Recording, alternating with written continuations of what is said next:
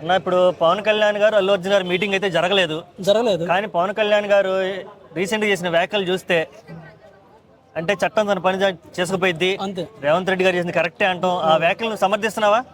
నిజమే కదా సార్. ఇప్పుడు మీకైనా ఒకే న్యాయం, ఎవరికైనా ఒకే న్యాయం సార్, అంతే కదా సార్. టాలీవుడ్ మొత్తం అల్లు అర్జున్ అన్యాయం చేసింది అంటూ ఒక వార్త కూడా వచ్చింది బయటికి. ఈ విషయంలో అల్లు అర్జున్ గారికి ఏమన్నా ఏది ఈ ఇష్యూలో ఈ సపోర్ట్ చేయడం విషయంలో అల్లు అర్జున్ గారిని ఒక్కరిని ఒంటరిగా చేశారనేది వాక్య కూడా వినిపించింది. నిజంగా ఆయన ఒంటరి అయిపోయాడంటావా? అదేం లేదు సార్. ఇప్పుడు ఒంటరి అదే తప్పు సార్. అది ఒంటరి అవుతారు సార్. ఇప్పుడు మరి చిన్న ఇన్సిడెంట్ జరగానే చిరంజీవి గారు వెళ్ళారు, నాగ చైతన్య గారు వెళ్ళారు, వాళ్ళ కుటుంబ సభ్యులతో మరి సుకుమార్ గారు వెళ్ళారు. ఆ టాలీవుడ్లో ఉన్న కొంతమంది మొత్తం వెళ్ళి పరామర్శించి వచ్చారు. ఆయన ఒంటరి ఎందుకు పోతాడు? ఓకే, ఏదైతే పుష్ప 2 కలెక్షన్లు ఉన్నాయి, అది ఉన్నాయి ఇది ఉన్నాయి అని వీళ్ళందరూ బాగా బద్దలు కొట్టుకుంటున్నారు, కలెక్షన్స్ కూడా వచ్చాయి. కానీ పుష్ప 2 సినిమాలో ఉన్న కొన్ని సన్నివేశాల గురించి జనరల్ గా మాట్లాడుకున్నాం. ఏదైతే పోలీసుల మీద వచ్చబోయటం అనే సన్నివేశం ఉందో అది ఎట్లాంటి మెసేజ్ ఇస్తుంది కామన్ మ్యాన్ కి? ఆ సన్నివేశాలు చూసినప్పుడు నీకు ఒక ఆడియో నీకు ఏమనిపించింది? మీరు కింద పుష్ప 2 కింద చూడొచ్చు కదా, ర్యాంపేజ్ అని. దాన్ని బట్టి అర్థం చేసుకోవచ్చు. ర్యాంపేజ్ అంటే ఇక మీకు ఓకే వదిలేస్తుంది. ర్యాంపేజ్ అంటే ఇంక ఇష్టం వచ్చినట్టు మనం ఏమేమి చేసేసుకోవచ్చు. ఇటువంటి స్మగ్లింగ్ సినిమాలకి సెన్సార్ సర్టిఫికేట్లు ఇవ్వటం, ఎంకరేజ్ చేయటం ఎలా అనిపిస్తుంది సార్? సినిమాలో చూడాలి సార్. ఇప్పుడు రోడ్డు మీద ఒక క్వార్టర్ ఉంది, ఒక పక్క థమ్స్అప్ బాటిల్ ఉంది. నీ మైండ్ లో థమ్స్అప్ తాగాలంటే థమ్స్అప్ తాగుతావు. ఓకే, నేను అదే తాగుతా అంటే నువ్వు అదే నీ మైండ్ సంబంధించింది అనమాట. నువ్వు ఎలా తీసుకుంటే అలా జరిగింది. నువ్వు పాజిటివ్ తీసుకుంటే పాజిటివ్ జరిగింది, నెగిటివ్ తీసుకుంటే నెగిటివ్ జరిగింది. మన మనసులో మన మైండ్ లో ఉండేది అనమాట, అంతే. సెన్సార్కి నాకు సంబంధం లేదు సార్. ఓకే, ఎందుకంటే ఇప్పుడు చాలా మంది ఏమన్నారంటే సుకుమార్ మీద కూడా కేసు పెట్టాలి. యాక్చువల్లీ ఇటువంటి సన్నివేశాలు చాలా అభ్యంతరకర సన్నివేశాలు ఉన్నాయి కాబట్టి ఆయన మీద కూడా కేసు పెట్టాలి, ఆయన ఎందుకు వదిలిపెడుతున్నారు అనేది వాదన ఉంది. దీన్ని నువ్వు ఏకీపిస్తావా? సార్, ఇప్పుడు ఒక సినిమా తీయటం ఎంతో కష్టం, మీకు తెలిసే కదా. ఒక సినిమా తీయడం చాలా కష్టం, దాన్ని ప్రమోషన్ చేయడం చాలా కష్టం, దాన్ని రిలీజ్ చేయడం చాలా కష్టం. అలాంటిది సుకుమార్ గారు చాలా కష్టపడి సినిమా తీశారు. దానికి సంబంధం లేదు సార్. దానికి దాన్ని మనం మాట్లాడకూడదు. ఎందుకంటే ఎవరైనా చేయండి, సినిమా చేసి చూపాను. కొంతమంది మనం ఒక రోజు పొద్దున్నే వెళ్ళి సినిమా బాగాలేదంటారు.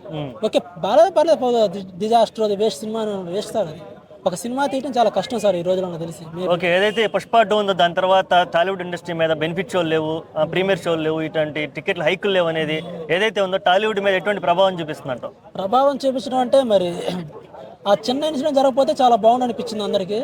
ఆ చిన్న ఇన్సిడెంట్ వల్ల మరి తెలంగాణలో మార్పు చెందింది. మరి ఏపీలో అయితే అలాంటి పరిస్థితి జరగలేదు కాబట్టి ఏపీలో టికెట్ రేటు పెరిగే అవకాశాలే ఉండే. నాకు తెలిసి 300 రేటు, 300 బెనిఫిట్ షో 340 జరిగే అవకాశాలు ఉండే. అసలు బెనిఫిట్ షో ఉండే అవకాశం ఉంది ఆంధ్రప్రదేశ్లో బెనిఫిట్ షో ఉంటుంది సార్, తప్పకుండా ఉంటుంది. ఉంటుందా? తప్పకుండా ఉంటుంది. పర్మిషన్ దొరికిందంట? లేదంటే ముందు జాగ్రత్త చర్యగా మేము కూడా ఇవ్వమంటే ఏం చేద్దాం? అదే ఉండదు సార్, కన్ఫర్మ్ ఇస్తారు. కాకపోతే నాకు తెలిసి ఫ్యామిలీతో పని లేకుండా ఉంటే, ఫ్యామిలీస్తో నాకు మన గవర్నమెంట్ ఏం చేయాలంటే ఫ్యామిలీతో రాకుండా ఉంటే చాలా అనిపిస్తే చాలు మనకి బెనిఫిట్ షోకి. తర్వాత అంటే బెనిఫిట్ షో కావాలి రాకుండా చాలా అనిపిస్తుంది అంతే. తొక్కిసలాడు ఎక్కువ జరిగింది కాబట్టి బెనిఫిట్ షో అంటే కుర్రోళ్ళు ఎక్కువ వస్తారు, రద్దీగా ఉంటది. ఇప్పుడు కామన్ ఆడియన్స్ కి ఏం చెప్తావు అంటే, ఇలాగా ఒక సినిమా హీరో వస్తున్నాడు కానీ ఎగబడిపోవటం, తోసుకోవటం, నెట్టుకోవటం, ఏదైతే సంధ్య థియేటర్ దగ్గర ఇష్యూ చూసిన తర్వాత అసలు అభిమానులు కానీ కామన్ ఆడియన్స్ కానీ ఎటువంటి జాగ్రత్తలు తీసుకోవాలి అక్కడికి వెళ్ళేటప్పుడు? తీసుకోవాలంటే నాకైతే పూర్తిగా తెలుస్తారు, నాకైతే దీని మీద అవగాహన అయితే. నాకు తెలిసి అయితే మరి అల్లు అర్జున్ గారు వచ్చినప్పుడు మరి పోలీసు గారి సిబ్బందికి ఏమైనా నన్ను ఏమంటారు జియో తీసుకొని అడిగి ఉంటే అక్కడికి వస్తే తొక్కిసలాట జరిగేది కాదనుకున్నాను నేనైతే. మేబీ ఆయన చేతుల్లో కూడా ఏం లేదు, అన్ఎక్స్పెక్టెడ్ జరిగింది పాపం. మరి అలా జరిగింది, మనం ఏం చేయలేము కాదు. ఓకే, రామ్ చరణ్ గారి సినిమా వస్తుంది నెక్స్ట్, గేమ్ చేంజర్ ఎలా ఉండబోతుంది? ఎక్స్పెక్టేషన్స్ ఏంటి అసలు? ఎక్స్పెక్టేషన్ శంకర్ గారు చెప్పే పని లేదు కదా. శంకర్ గారు మరి చూసుకుంటే జీన్స్, ఒక్కడు, అపరిచితుడు, శివాజీ మంచి సినిమాలే తీశారు. అంటే ఈ మధ్య ఆయన ఫామ్ లో లేడు కదా, కొంచెం వెనకబడిపోయాడు, కొంచెం టెక్నికల్ గా కూడా అంత బెటర్ అవుట్పుట్ ఇవ్వలేదు. ఆ ప్రభావం ఉన్నది ఈ సినిమా మీద ఏమన్నా? బెటర్ అవుట్పుట్ అంటే మరి ఇదివరకు శంకర్ గారికి వేరే రైటర్ ఉండాలన్నమాట. ఓకే, అతను చనిపోయాడు అనమాట. అతను చనిపోవడం వలన మరి చేసిన సినిమాలు కొన్ని ఫెయిల్ అవడం జరిగింది. కాకపోతే ఈ గేమ్ చేంజర్ మాత్రం కార్తీక్ సుబ్బరాజు గారు ఇచ్చారు. కార్తీక్ సుబ్బరాజు గారు స్టోరీ అది మాత్రం, సినిమా మాత్రం శంకర్ గారు చెప్పారు, సినిమా మాత్రం చాలా బాగుంటుంది, యూనిక్గా ఉంటుంది. చరణ్ గారు కూడా బాగా చేశారు. అయ్యప్పన్న క్యారెక్టర్ కానీ, మళ్ళీ ఐఏఎస్ క్యారెక్టర్ కానీ ఒక కాలేజీలో స్టూడెంట్ క్యారెక్టర్ కానీ చెప్పారు కొంచెం లైట్ పొలిటికల్ డ్రామా కనబడుతుంది కదా. ఈ పొలిటికల్ డ్రామా ఇప్పుడున్న సిచ్యువేషన్ లో వర్కౌట్ అయింది. ఎందుకంటే ఎటు చూసిన పొలిటికల్ హిట్ అయిపోయింది. ఏది తెలంగాణ ఎలక్షన్స్ అయిపోయినాయి, కర్ణాటక ఎలక్షన్స్ అయిపోయినాయి, తమిళనాడు ఎలక్షన్స్ అయిపోయినాయి, అన్ని అయిపోయింది. ఇప్పుడున్న మూమెంట్ లో ఈ పొలిటికల్ డ్రామా అనేది ఎంతవరకు ఎక్కిద్దంటాం? నాకు తెలిసి జనాలకి మంచి మెసేజ్ అనుకున్నా. శంకర్ గారు చేసింది మంచి మెసేజ్. ఒక్కడ చూసుకుంటే ఒక్కరోజు సీన్ ఛాన్స్ ఇస్తేనే మరి ఆ సినిమాలో మొత్తం మార్చేసాడు. అలాంటిది మరి గేమ్ చేంజర్లో అయ్యప్పన పాత్ర చేస్తా, ఐఎస్ పాత్ర చేస్తుందంటే జనానికి ఏదో మెసేజ్ ఇవ్వాలని శంకర్ గారు ట్రై చేస్తున్నారు గట్టిగానే. ఓకే, నెక్స్ట్ రాబోయే సంక్రాంతి సినిమాల్లో ఇంకా నువ్వు డాకు మహారాజ్ ఉంది, వెంకటేష్ సంక్రాంతికి వస్తున్నావు ఉన్నాయి, అవి ఎలా ఉండబోతున్నాయి, ఎలా ఎక్స్పెక్ట్ చేస్తున్నావు? వాటి గురించి ఎక్స్పెక్ట్ చేస్తున్నావు అంటే మరి అనిల్ రాపుడ్ గారి గురించి ప్రత్యేకంగా చెప్పే పని లేదు. ఫ్యామిలీ ఆడియన్స్కి ఎలా సినిమా ఇవ్వాలో ఆయనకు తెలుసు. చూసుకుంటే మన సర్లేరు నీకెవరు చూసుకుంటే చిన్న చిన్న గొడవలు జరుగుతుంటే బోర్డర్లో మీకోసం ప్రాణాలు ఇస్తున్నాం, మీరే అక్కడ ప్రాణాలు తీస్తున్నారని చెప్పేసి మెసేజ్ ఇచ్చారనమాట. సినిమా మరి రవితేజ చూసుకుంటే మరి ఆ సినిమా కూడా బాగానే ఆడింది. నాకు తెలిసి సంక్రాంతికి వస్తున్న సినిమా మొత్తానికి అయిపోయించింది ఎవరంటే రమణ గోగుల్ గారు. ఎందుకంటే 19 years బ్యాక్ తర్వాత వచ్చి గోదావరి గట్టు మీద రామచిలకని సాంగ్ పాడి సాంగ్ అక్కడికి అయిపు చేసుకెళ్ళారు. నాకు తెలిసి ఈ సినిమా కూడా బాగా హిట్ అవుతుందని మనస్ఫూర్తిగా కోరుకున్నాను. అలాగే మన బాలయ్య బాబు గురించి చెప్పే పని లేదు.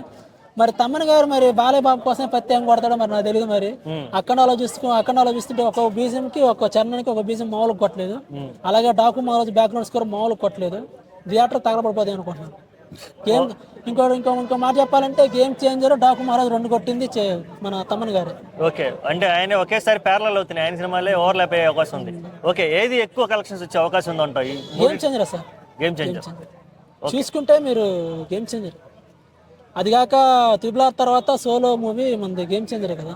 మరి ఆ సెంటిమెంట్ ఏమన్నా బ్రేక్ అయిద్దా? ఏమన్నా అదే రాజమౌళి సినిమా తర్వాత వచ్చే సినిమాలు ఫ్లాప్ అవుతాయి అని అంటున్నారు కదా. మరి అట్ట అనుకుంటే మరి దేవర ఫ్లాప్ అవ్వాలి కదా సార్. ఎన్టీఆర్ బ్రేక్ చేసాడా? బ్రేక్ చేసేసి శాపం పోయినట్టు ఒకళ్ళు చాలు సార్. ఇక ఇప్పుడు ఎలా చెప్పాలంటే మన ఇంట్లో ఒక ఉద్యోగం చేస్తే ఆటోమేటిక్ 2వ ఉద్యోగం కోసం ట్రై చేస్తాడు. అలాగే మరి బ్రేక్ చేశారంటే ఆటోమేటిక్ గా బ్రేక్ అయిపోయింది. Okay, thank you so much.